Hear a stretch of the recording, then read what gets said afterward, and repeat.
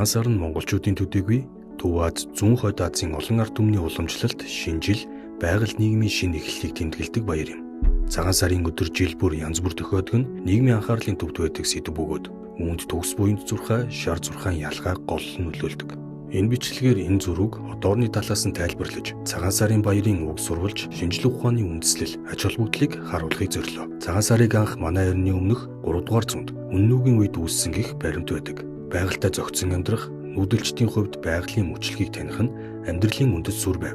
Тэд өвлийг давж хаврын өдрөл эхлэх үеийг шинэ эхлэл гэж үзэн тухайн үеийг баяр болгон тэмдэглэж иржээ.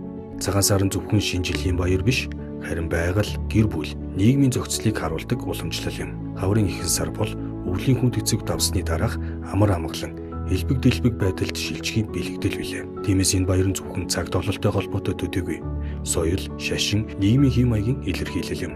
Төгс буйн зурхаан төвдөөс гаралтай бөгөөд Монголд 17 дугаар зууны үед шарын шашин дэлгэрэлтэй зэрэгцэн өргөн хэрэглэгдэх болсон. Энэ зурхаан сарны хөдөлгөөнд үндэслэсэн бөгөөд буддын шашны гүн ухааныг багтаасан байдаг. Сарны ухаанлын дэлхийн гадаргуугаас харагдах сарны хэлбэр байрлалыг үндэслэн шин сарыг тодорхойлдог аргачлал юм. Харин шар зурхаан Хятадын уламжлалт цаг тооны системд үндэслэсэн бөгөөд сарны хөдөлгөөнөөс гадна нарны байрлалыг харгалзан үздэг. Энэ нь байгаль, улирлын мөчлөгийг илүү наривчлалтайгаар тусгах боломжийг олгодог. Цагт бол одоо орны хөдөлгөөний зөрүү түүнийг хэрхэн тохируулдгийг эхлээд тайлбарлая. Нарны ухаанлын дэлхийн нарыг нэг бүтэн тойрох хугацаа болох ойролцоогоор 365 зууны 24 хоногт үндэслэдэг бол сарны ухаанлын сарны 29.5 хоногийн мөчлөг дээр суурилдаг. Сарны жил нь нарны жилээс 10-аас 12 хоногоор богино байдаг тул жилээс жилд сарны ухаанлын нарны ухаанлыгаас хоцрох зөрүү үүсгдэг. Энэ зөрүүг засахын тулд сарны ухаанлыг 2-оос 3 жил тутамд нэг нэмэлт сар оруулдаг. За эндээс л хамаг маргаан бодлон эхэлж байгаа юм. Гэхдээ энэ бол огтхонч маргаад байх зүйл биш бөгөөд яагаад вэ гэдгийг одоо тайлбарлая. Дэлхийн тэнхилгээ 23 цаг 56 минут 409 секунд орчим хугацаанд нэг удаа эргэдэг. Энэ нь бидний өдөр шөнө үүсэх үндэс суурь болдог. Гэтэл бидний ашигладаг цаг тооллоор дэлхийн нэг өдөр 24 цагтай байх ёстой. Гэтэл дэлхийн тэнхилгээ эргэх тоолонд 3 минут 56 секундын зөрүү үүсч хуримтлагцаар байдаг байна. Дэлхийн нарыг дунджаар 365,10,000-ны 2422 хоногт нэг бүтэн тойрдог. Энэ нь бидний тооллын 365 хоногтой нэг жилтэй харьцуулахад бага зэрэг илүүдэлтэй байгаа учраас 4 жил тутамд нэг нэмэлт өдөр буюу 2 дугаар сард өндөр жил гаргаж хуримтлагдсан алдааг засдаг. Гэвч энэ ч хангалтгүй тул бүр илүү наривчлалтай тохируулга хийх шаардлагатай. Өөрөөр хэлбэл 4 жил тутамд нэг өдөр нэмээд байвал дэлхийн нарыг тойрох хугацаанаас бага зэрэг илүү гарах юм. Тиймээс Григорийн тооллын дагуу 100 жил тутамд өндөр жилийг нэг удаа алхасдаг. Гэтэл энэ дахиад л хангалттай биш. 100 жил тутамд нэг удаа өндөр жилийг алхасаад байвал дэлхийн нарыг 400 удаа тойрох явцад нэг өдөр бас дутдаг ажээ.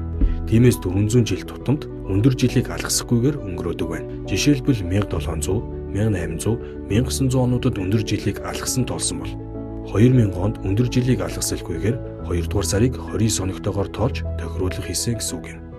Харин ирээдүйд 2100 он хүртэл 4 жил тутамд өндөр жил тооцож байгаад яг 2100 онд алгаснаа гэсэн үг. Дахиад л энэ бас хангалтгүй. Илүү наривчилсан тохируулга хийх шаардлага бий. Дэлхийн өөрийн эргэлтийн хурд нь сарны татах хүч, газар хөдлөл, уур амьсгалын өөрчлөлт зэрэг хүчин зүйлээс шалтгаалan айжмар удааширч эсвэл хурцсаж байдаг. Үүнийг нарны болон цезийн атомын цагийн стандарттай нийцүүлэхийн тулд тодорхой үе тутамд секунд нэмж эсвэл хасаж тохируулах хийдэг. Олон улсын эрдэмтдийн байгууллага буюу IERS нь секундыг нэмэх, хасах шийдвэр гаргадаг. Энэ тохируулга нь 1972 оноос хойш 27 удаа хийгдсэн байна. За нарны тоолны хувьд бол ийм. Тэгвэл сарны тоолол. Монголын цагаан сарын шинийн нэгэн яагаад бараг жил бүр маргаан дагуулдаг вэ? Саран дэлхийг 2953 хоногт нэг бүтэн тойрдог бөгөөд энэ хөдөлгөөн нь шин сар, хагас сар, бүтэн сар гэх мэт хэлбэрүүдийг үүсгэдэг. Шин сар бол сар, дэлхий, нар гурав нэг шугамд байрлах үе юм. Энэ үеийг сарны ухаанлын эхлэл болгонд тооцдог. Сарны мөчлөгийн 12 удаагийн давтамж буюу нэг жил нь 354 зууны 36 хоног болдог нь нарны жилийн 365 зууны 24 хоногоос 10 зууны 88 хоногоор богино юм. Энэхүү зөрүүг сарны ухаанлыг 2-оос 3 жил тутамд илүү сар оруулж нөхдөг байна. Дэлхийн тэнхилэг нь 23.5 градусын өнцгөр наалсан байдаг. Энэ нь улирал үүсэх үндсэн шалтгаан бөгөөд дэлхийн нарыг тойрох үед өвөл, зүүн, хавар намрын өөрчлөлтийг бий болгодог. Цагаан сарын баярын өдөр нь хаврын ихэнх үе буюу улирлын эхлэлтэд давхцаж байдаг. Харин шар зурхаад нарны хөдөлгөөнийг 24 цаглашгүй чин хэмээн нэрлэгддэг мөчлөх дуудаг. Эдгээр нь жилийн 24 улирлыг илэрхийлж, байгаль дахь өөрчлөлтөд нийцүүлдэг аргачлал юм. Жишээ нь хаврын ихэн буюу хийч үнэн ихэвчлэн 2 дугаар сарын 3-наас 5-ны хооронд тохиолддог. Дэлхийн нарыг тойрох зам нь төгс дугуй биш. Харин баг зэрэг эллипс буюу 100 хэлбэртэй байдаг. Энэ нь дэлхийн тойрог замын хурд нарны гэрлийн тусгалд нөлөөлдөг. Эдгээр хүчин зүйл нь нарны болон сарны байрлалын зөрүүг бий болгодог бөгөөд энэ нь 6 тоололд шууд нөлөөлдөг. Өдөр шөнө тэнцэх үе их хавар буюу 3 дугаар сарын 20 орчим нь дэлхийн тэнхлэг нарны өдөөс яг перпендикуляр байрлах үе юм. Энэ үед дэлхийн аль ч хэсэгт өдөр шөнө адилхан үргэлжилдэг. Шар зурхаад цагаан сарын баярыг энэ өдөртөө уялдуулан тооцоолдог. Шинэ сар бол дэлхий, сар, нар нэг шугамд байрлах үе. Энэ үеэр сар дэлхийн нөгөө талд байрлах тул харагддаггүй.